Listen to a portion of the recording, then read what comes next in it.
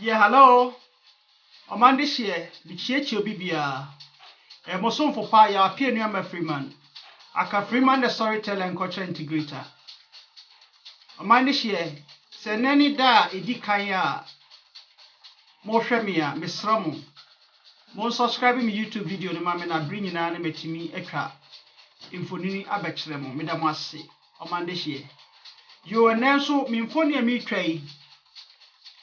Masemo a me de bae ne se ebibiman nyamesom ho nkyerɛkyerɛ bɔne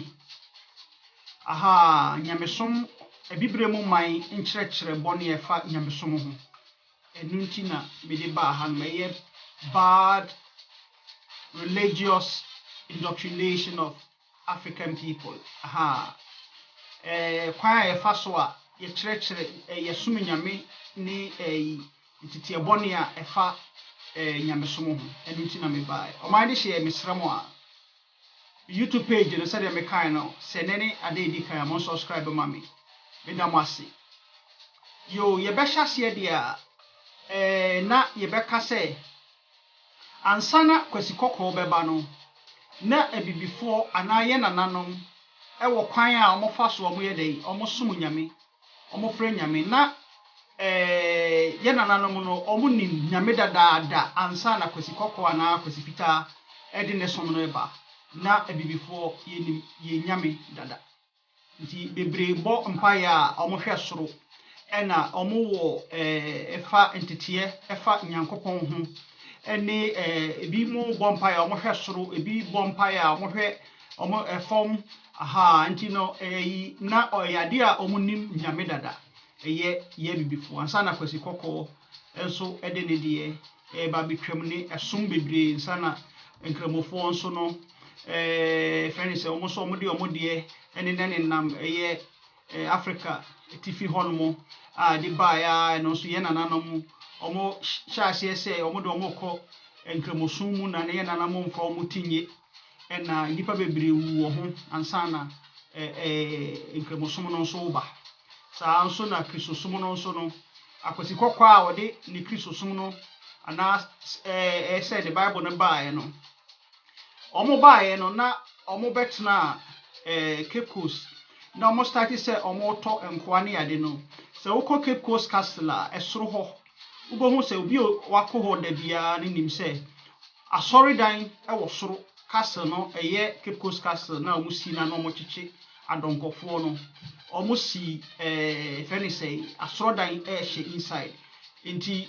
omo echichi nipa na omo nyoma omo ye ni tutu asem omo ye ya eni nonko omo chichi ni nyina no na omo sa bompa ya wosoro ho enso ka nti sa na tie nti ye beba se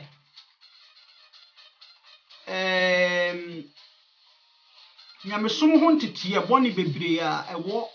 ye kuromu Africa se ti se de yetimi emma obi oyel se onom na no ho beto no so obi yare ni ama na ye oyel so onom na wa hwe a osofo a ogina ho a o kansem a o ye sa ne oma no wo hwe a ono no yare a okọ adokotafo ho okọ yare hwebie nanso no nyade a ono no saa oye no obenom se ne bayare a ntentamo na no de naduru adokotafo ho enso no wo a wakọ se wokọ akosum nyame no na wa ma saa oye no saa ntete boni ni nyina se odi gidie bi ehye omu se saa se wo yare a onum oye la ho beto abra ono no saa oye no de mana onum se bura mu nsuo ne de mu obi na ofise no ho beto no wa ye saa ne oma ni nyina enso no woda so te baabi a woda so te na onto afim bia wo yesa bikokun ase na enipa bebre salai emani mema na adwusum omo sukukuo emu was efi santase kwa ese gi no na omo sun nioma kukuo wo muti bebre na omo kwa mebisa ese omo free ebura mu nsuo bi na omo de me mpesa me bubo ba bi a efri na omo de koche se santete no airtime enti nyamesom no ɛwɔ sɛ yɛdwen ho sɛ ana nyamesom no ɛboa yɛn anaasɛ ɛboa yɛn anaasɛ entitia ɛfa nyamesom ho no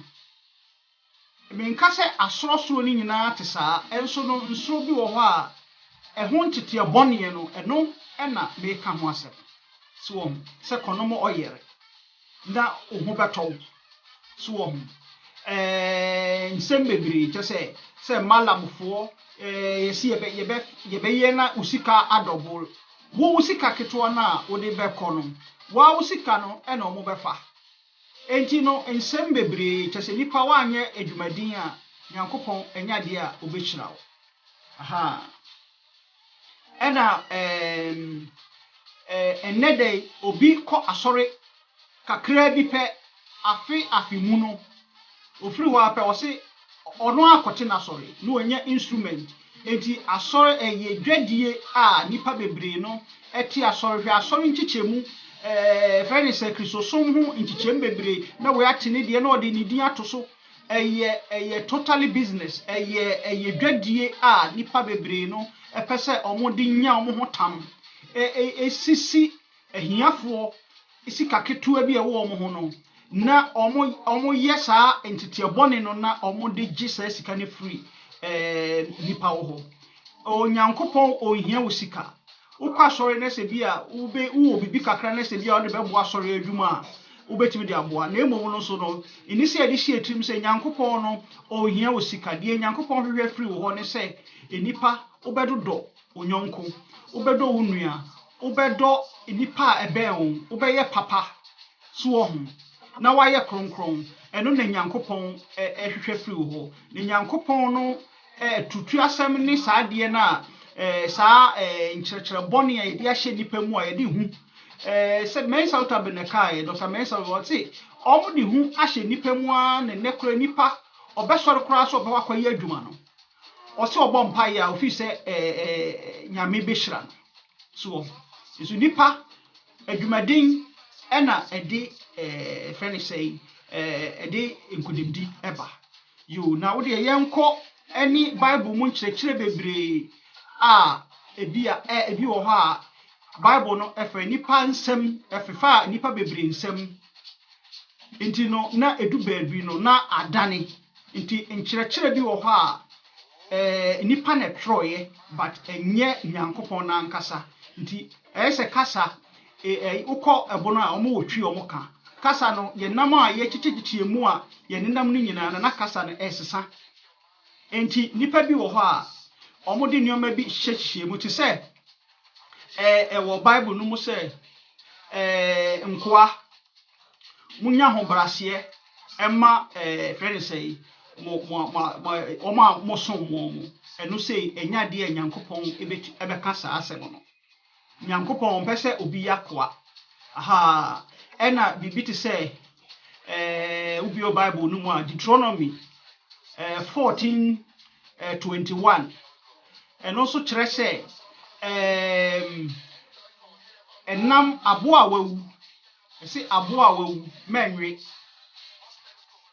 na mmom no sa hoho bi ba wo nkyɛn anaasɛ nipa tetetete wo nkyɛn no wobɛtumi de ama wo awe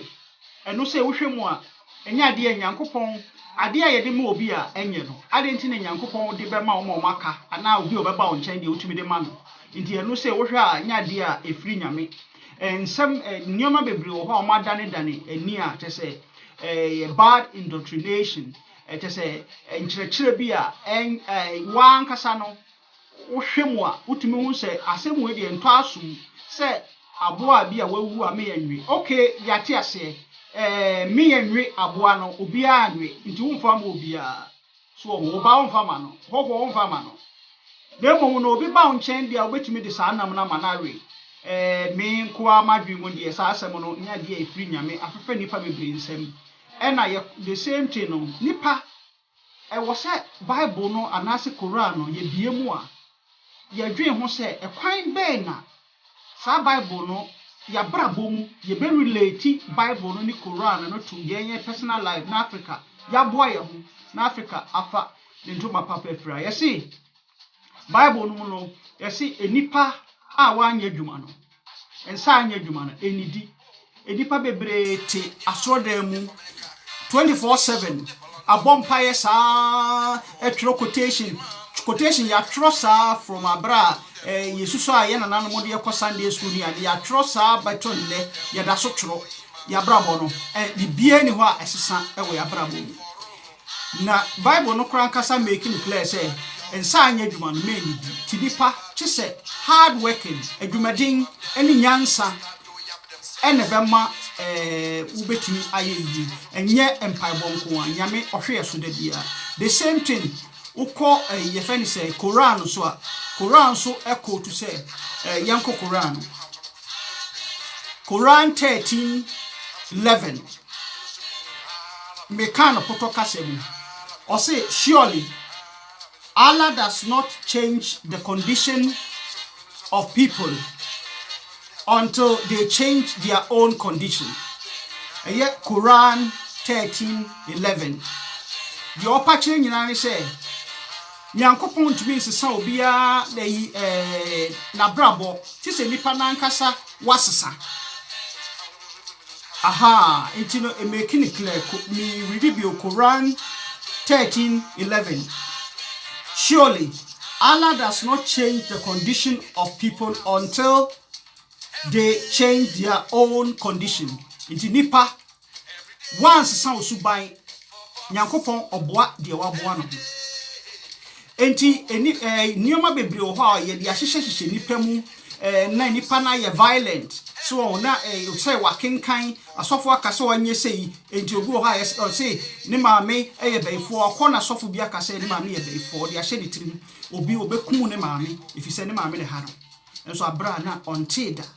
obi wo ha obekwa kokum ne yire ifise yakase ne yire ye beifo obi wo ha obekwa kokum ne kunu ifise yakake ne se ne kunu eye sei anase sei enti sa entity boni a ewo nyamesum no mu nyina ya de a ewo se ye reject ne ye keke enya de a eboa ye enti entity boni bi ti se nkwala bebre omo ti se Bible no kra bebre redi a omo nte ase so nti ase ni the same thing so na Quran so ukọ bakaranta nkwala no omo recite sa bebre no onya de omo te ase e na Arabic kasa no kra omo nte enso no omo recite sa omo sua sa de e ka kire omo se omo nkoye no anase de mpanifo no beka so omo nkoye no eno a na Africa fo nyamesom ayesum eye Islam anase Christianity no e wo se ye di sa Quran Bible ye di tutu ye brabo ho enye de Paul a nioma okoyeye enye de we koyeye yen ya brabo a ye bo no den na Bible no e ka kire se wo se ye no do ye nwonko se ye ho se ye mo oboa ye ho eno no bisa wo se sa de ne ye anase ye enti de nkyerkyera ade ne kire ye no se ye kire obi na ka se obi ka kire se kokun ma me a obewa kokun na enti wo de ye beka se yenko Quran 22:58 Meka opoto kasem and it's for those who fly in Allah's way and are then slain or die. Allah will reward them. Into the upper chain say, "Wa be wu onyame mu no, Nyankopon be hyira wo. Wa wo be ko e wo nyame mu no, Nyankopon be hyira wo. But wan ka say kokum obi, efiri se nyame sum nti no, kokum obi na onhyira wo. There be enye sa na okan. Wo ya de papa, ade papa follow. Udua banchi na ubetwa. Ukokum obi say Nyankopon di mu nti na kokum obi a Nyankopon no enya de asa reward na waka na asa nhyira no ode be ma wo ha nke before wo say ye hwe ni na emomo no me no meka say nyamesom a sisi e bibre mu man yesom no bebre no no ka ho na ya aseye if you say ye nim ba bia enam first no na ontumi nkodi obi yire ene obi kodi obi yire kora on fa ho first no na obi ntumi enkowi obi ade ene in the name of Nyankopon no kora no ena obebo na odi akwakoria obi ene okwakoria de obekọ malam ho na akwagie duro de abọ no ho ban obi bekọ sofu bi na sofu bi ehira no na odi abọ no ho ban enti no nyamesom no meka say Christianity or religion is impeding progress in our countries in Africa. Idea edi enya pa entitie bi wo ha entitie boni bebre ye chekere aso nchekere eni nipa nchekere hwe ukọ ukọ Ghana na ase Nigeria baby abekọ bia Yesu ne photo esensen baby ye broni akwasikọkọ ye painting ni e blue yesi eyenyame eni nipa bebre bu nkotodwe bompa yesre bonifache ewo no ho se oyenyame na saade we nyina no enye nyame British actor bi ye friend of Powell ena Powell no oye Jesus film oye no o se eyade a nipa bebre wa different countries Latin America ne ade nyina amanfo ho na no mo bu nkotodwe so mo hu nyame nti wo se yade a eha no pa waba abontin wabeka se friend say enye ono ni nyame na osro mo enye Jesus nti mesramo Africa for samfo nini no wo ho wo kwa Africa ba bia tata ho no ebi bo dem atitim efise enye Jesus Christ ene sade entity fo yede atiti yen enye Jesus Christ ne sa efo nini no enti no nioma bebre wo ho a bibifo no chese odwenkora wonti ase Bible mu no eni Quran mu no wo se ye de toto ya brabo bu so na ye read Quran ye read Bible ye ntimi mfa toto ya brabo no ho na ya brabo no enye beta enipa sebi onye Kristo ni anase nipa onye Islam ni ekura tumi ye neoma wo hwe neoma etwa ho ofie nyina omo a munyi nyame ni ade ebebre omo a Thailand omo ye Buddhist ni ade duemu ebeton ma mo Africa fo mubi akwasikoko countries bebre a omo nsum nyame etimi ye neoma bebre de bramo na hese ye yete wo no ebem se ya dwen nhyeda enya adwuma enti no mesra mo se ye ebibifo ye momodin nipa bebre don hwere a almost say ewo nyamesom ho no doso bebre asa don hwere no se sa don hwere na so ye de yadwuma din adwuma ya tro wo Bible se nsa enya adwuma no me ni di no sa ade no se ye de yes adwuma no se we making it clear kra wo na Quran no kra so amekenkan no so making it clear se say no food for lazy man nti was say before ye bomodin ne ye boa ye ho sa nyamesomfo na say oye ene hwan we papa ye say na wu be wu ati we ye say oh Africa ebibi man ye say eye mawerefo nti ye nye say ye besesa ye nye say ye besesa isuban efi say enya de a etwa yi akwasikoko no kra wode ne sombaaye no enye saa na osom nyame akwasikoko na wode ne sombaaye no enye saa na osom nyame so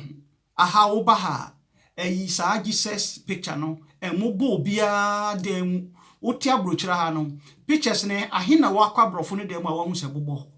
ye di akobo ba bia tonto ama Africa fo no obi kobu nkotodwe wanim se we ni nyame no osom we nipa bia no gidie eyade bia sa wogibidi a eye nanso no memma sa gidie no enyimimu a che se wadwen kura wo utirimu kura no adwen no kura no asai ade bia bibifo di enya papa hwakwesi kokko ne som no ono kura no enye sa na osom no asori dem akwesi kokko kwesi kokko asori a 1 hour ne yapon ne yeko obi akọ collection obeto o untu enye ade a eno ne yede ko heaven no so enye no ne yede ko heaven enti no ye entitie bia na se ye nyamesom entity bi a ɛwɔ yɛ yasonson hwɛ asoro religious divisions bebre we na wate na soro ne watu ne din we na watu ne din we na watu ne din we ɛyɛ ne nyinaa yɛ sikapɛ gyenyan but ɛnyɛ nyamesom nti saa entity afon a bata nyamesom ho no ɔmande hye yɛntwa so meda mo ase ɛyɛ mo somfo pa Freeman the Storyteller ni aka Freeman the Storyteller ya wapienu ama Freeman onyame sunsum enka mo ho na on show bia so bye bye